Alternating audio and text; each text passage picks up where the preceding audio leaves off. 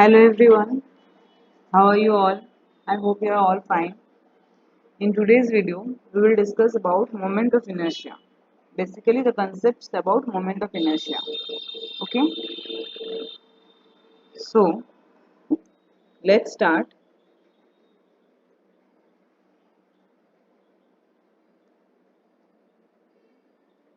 Moment of inertia. This we are reading since class 11, right? This topic is helpful in IIT JAM, CSI, NET, TFI, all the exams. Questions from this topic comes. Okay, so let's start. First, we need to know what is moment of inertia. Okay, we need to know what is moment of inertia. Moment of inertia, like we know mass. Okay, the role of mass in translatory motion can be compared to as inertia in case of rotational motion. The role of mass in translatory motion is similar to role of inertia in rotational motion. Like how? See, more the mass, more the mass of any object, difficult is the translatory motion. Difficult is the translatory motion. Right? Suppose this is a road and there is a ball whose mass is 1 kg. I am given a force F and it is moving in this direction. Okay. Now another ball of mass 5 kg and same amount of force is given. Do you think it will travel the same distance this ball has traveled? No. To make this ball travel the same distance, more amount of force needs to be given because its mass is more. So more the mass, the translatory motion is difficult. Same in case of inertia, more the inertia of any object or any body, difficult is the rotational motion. Difficult is the rotational motion. Okay. Difficult is the rotational motion. So we can say inertia is the mass for rotational motion. Now let's see, we need to know the factors on which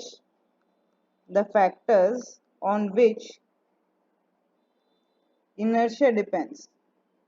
Factors on which inertia depends.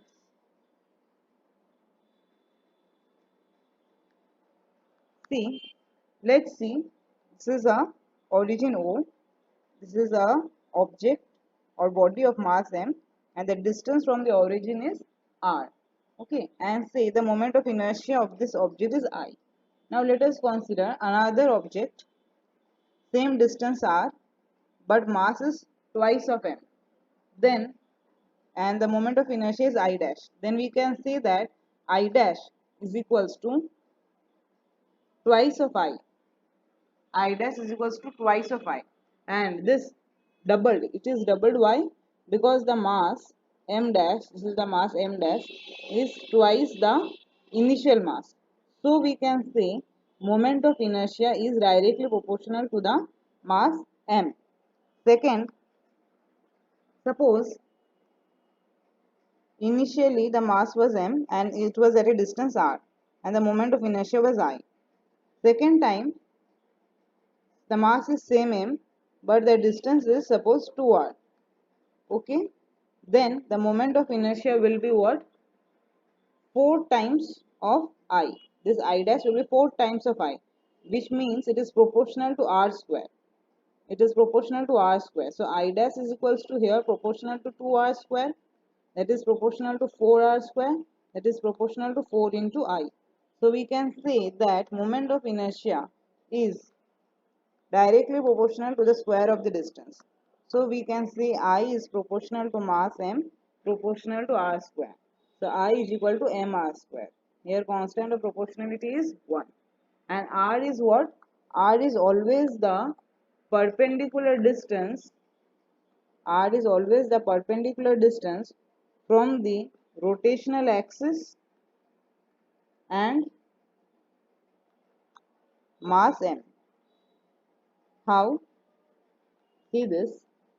This is the, suppose the rotational axis rotating with a angular speed omega, and here is the object of mass m. Then r, it needs to be the perpendicular distance from the rotational axis. So see this, these are the perpendicular distance from the rotational axis, but it needs to connect the body of mass m. So then we can say this line, so this is the distance r. Okay. Now see one thing.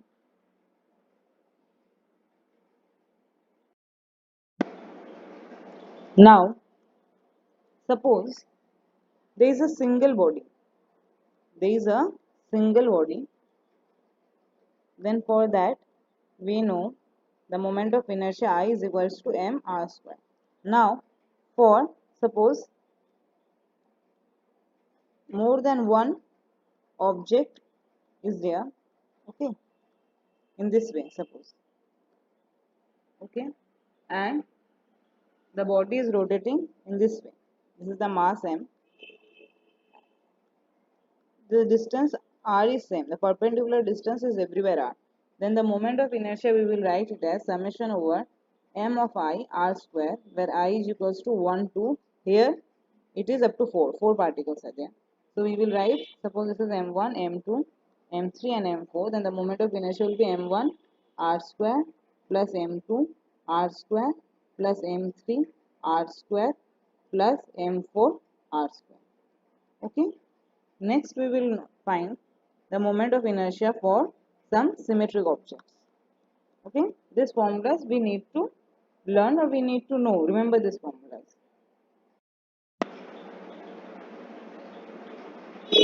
Okay, next we will calculate moment of inertia for a rod. For calculating moment of inertia, we need to know that the body is rotating about which plane or which axis. Suppose this is the rod. Okay, so the body can rotate from the center of the rod, the body can rotate from one side of the rod. So this is important. Okay, so first case we will see when the body is rotating from the center of the rod. If this is the total length L of the rod, then this is L by 2 and this is L by 2. Okay, and the body is rotating this way. Fine. Now we let us consider this is an elementary length dx. Okay, now we can define first lambda. Lambda is what? Mass per unit length. Lambda is mass per unit length. M is the total mass of the rod.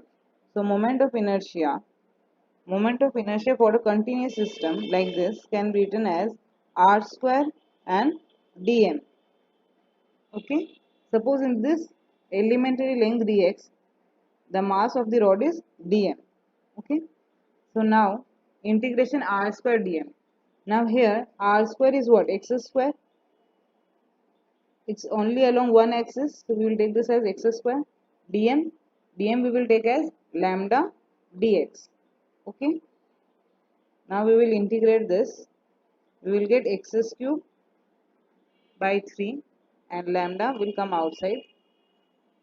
So the limit will be what? From minus L by 2 to plus L by 2. If we consider this as the origin, then this is plus L by 2 and this is minus L by 2 along x-axis. Along x-axis. So lambda by 3 L by 2 cube minus of L by 2 minus L by 2 cube.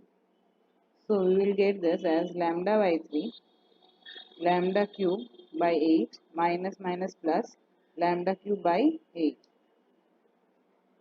lambda cube by 8.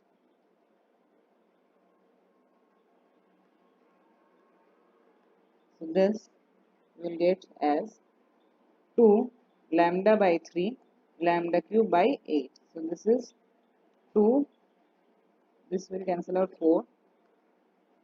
We will get lambda cube, sorry, lambda L cube 12. Now we have already defined lambda is equals to mass per unit length. So m is equals to what? Lambda L.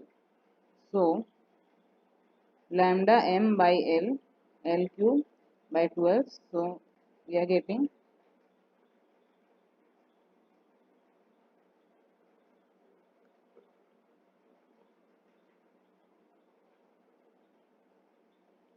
we will get m L square by 12. So this is the moment of inertia.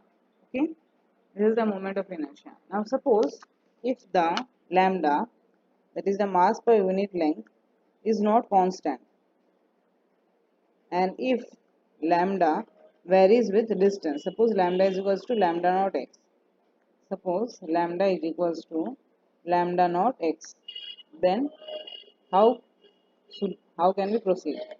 Okay, now see, this is an extra.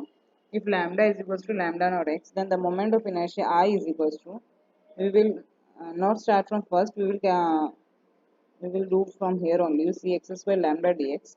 So we will use this. The I is equals to what? X square lambda dx. But here lambda is varying with distance. Then lambda naught x dx from minus L by 2 to plus L by 2.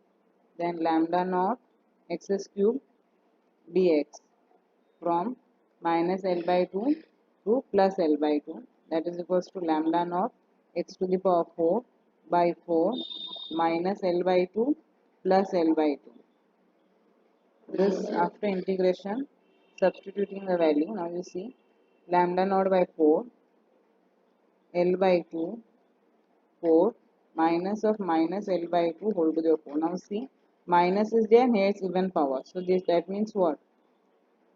This 2 will cancel each other and we will get 0. So this is 0. So you see, from here only we can say it is 0 because it is an odd function. And we know when it is an odd function, the value of the integral is 0.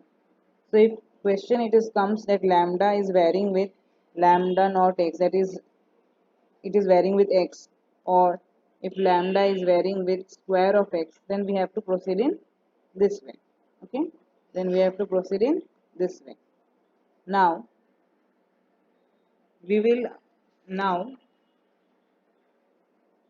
we need to know some more values of moment of inertia. Okay, now moment of inertia, first for a rod which we have already calculated, in a similar way you can calculate all other values. Okay, when the axis is from the center of the rod, then we have calculated I is equals to 1 by 12 ml square. Okay, now if the axis is at one end of the rod, okay, axis is at one end of the rod, then I is equals to what? 1 by, then I is equals to what? 1 by 3 ml square. Now you see, I already told at the beginning that more the moment of inertia, difficult is the rotation of the object. It is more difficult to rotate any object. Now you see, it is easy to rotate an object from the center of the rod or from one end of the rod. Which value is greater? If this is I1 and if this is I2, then which value is greater? I1 is greater or I12 is greater? Yes, I2 is greater than I1. So, it is difficult to rotate an object from one end of the rod. It is easier to rotate the object from the center of the rod. Imagine this is our pencil. Okay, imagine this is our pencil. Now, you rotate your pencil in this way. Okay, like this. From this end, you hold your hand here and you rotate. You see, it will be easier. Now, if you take the pencil and if you rotate the pencil from here, you will see it is difficult. It is difficult to rotate. Okay, now next we will get to know the moment of inertia for rectangular lamina. For rectangular lamina. For rectangular lamina is what? is basically, you see, this is a rectangular lamina. This we can say two rods. Can't we say this as this way? That is, these are two rods. Now suppose this is a rectangular lamina of length A and side length B, then the moment of inertia for the rectangular lamina when the axis is passing through the center of the rod, this is the center of the rod O, is equals to what? 1 by 12 m A square plus B square. This is the moment of the inertia for the rectangular lamina. Now next, for solid cylinder. For solid cylinder. For solid cylinder, moment of inertia I is equals to half mr square. You can also calculate this if you consider a part, a differential part, a small part of it, and then if you integrate, you will get this value. Okay. Next is disk. Disk is also similar to solid cylinder. Disk is also similar to solid cylinder. That is I is equals to half m r square. After disk, we will get to know about ring. After this, we will get to know about ring. Ring is what? I is mr square. I is mr square. Now in ring, we know that if this is the ring, okay, if this is the ring, so there are two radius, r1 and r2, right? Now here we are considering what? r1 is equals to r2 is approximately equals to r. Okay. Next, after ring, we will get to know about hollow cylinder. Hollow cylinder.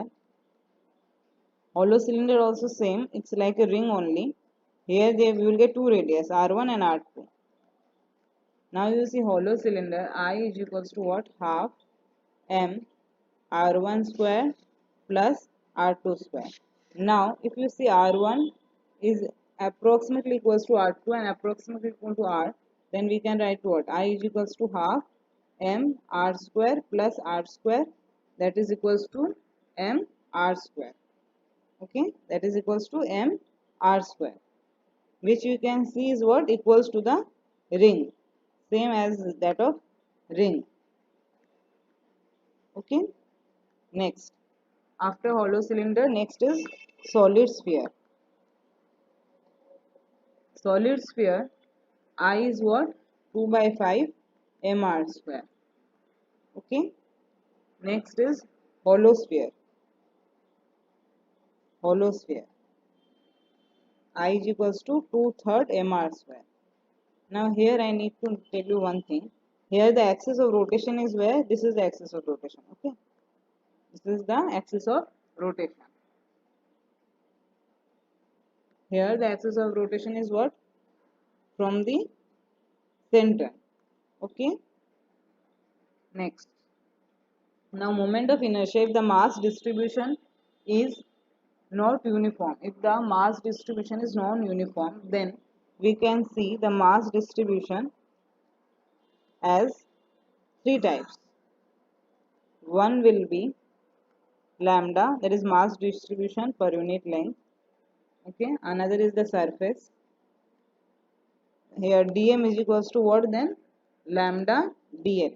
Okay. Surface, that is sigma, that is equals to what? Mass per unit area. So we can say dm is equals to what? Integration sigma dA. Another is what? Volume. That is volume. That is rho. That is rho is what? Mass per unit volume. So dm, that is the total mass m, is equal to integration over dm is equals to integration over rho dv. Now, as per the coordinate system given, we will calculate ds and dm. If it is rectangular, if it is Cartesian coordinate,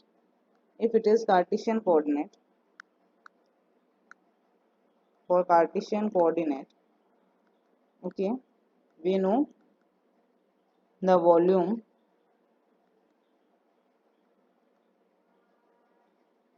will be what? Dx, dy and dz. And if it is spherical polar coordinate, spherical polar coordinate,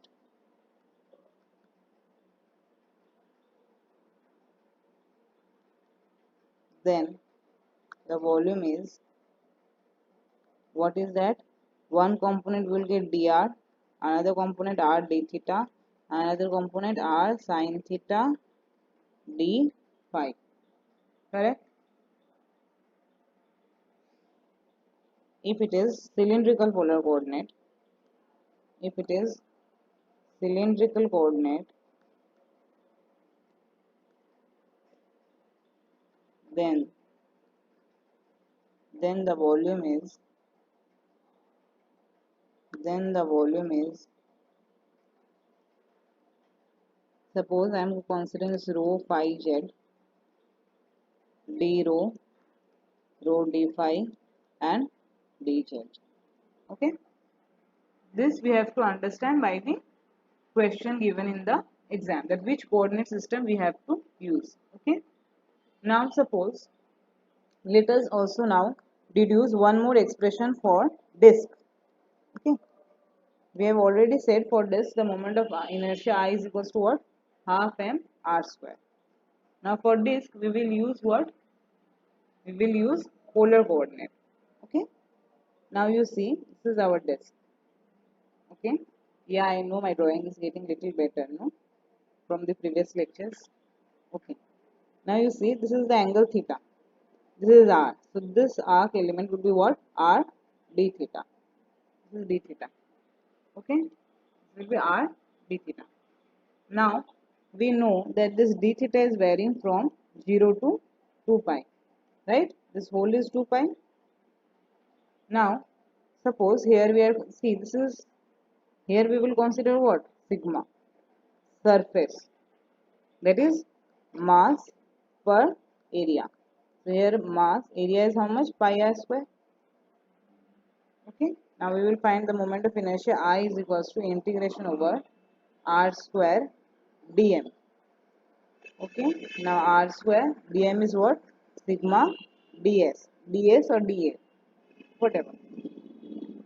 Now we are considering that sigma here is uniform, it is not varying with distance or anything else, so we can take this outside, sigma r square. Now ds you see, if we do d theta's integration, so we will get 2 pi, so we are taking 2 pi r square dr. This value you need to remember, if my distance, if my area ds or d volume dv, if it is dependence of only r, then for area we can simply write it as 2 pi r, 2 pi r 2 pi r dr, and for volume we can write it as 4 pi r square dr. Okay, so here we will write ds is equals to 2 pi r dr. Now sigma r cube 2 pi constant d dr. Now here dr is from 0 to capital R, if this is capital R.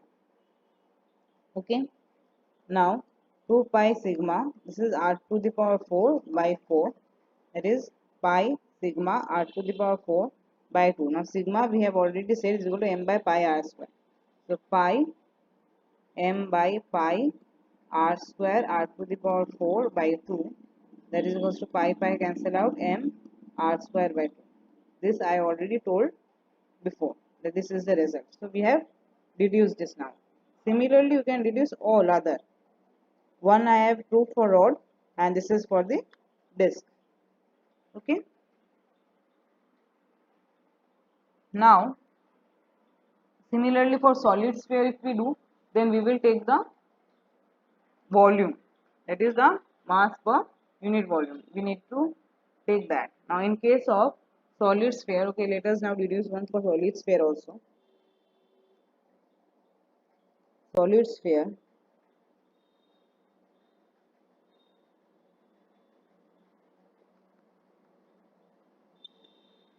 okay, this is homework. Okay, you do this, I am giving you an idea, tell me the final answer you got. Okay, here we will do rho, that is mass per unit volume. 4/3 pi r cube. R is the radius of the solid sphere. Simply you have to integrate. Okay, you have to integrate r square dm. Then you will get the, substitute this value similarly as before, and you will get the answer. Okay, tell me the final answer in the comment box. Okay, so today we will stop here only. In next video we will study about the theorem of the parallel axis and the perpendicular axis of moment of inertia. We will do some sums, and then we will study about the principal axis, the off diagonal elements of the moment of inertia, basically the tensor. Moment of inertia is the tensor. We will study about that, and we will do some problems related to it. Okay. Okay, thank you.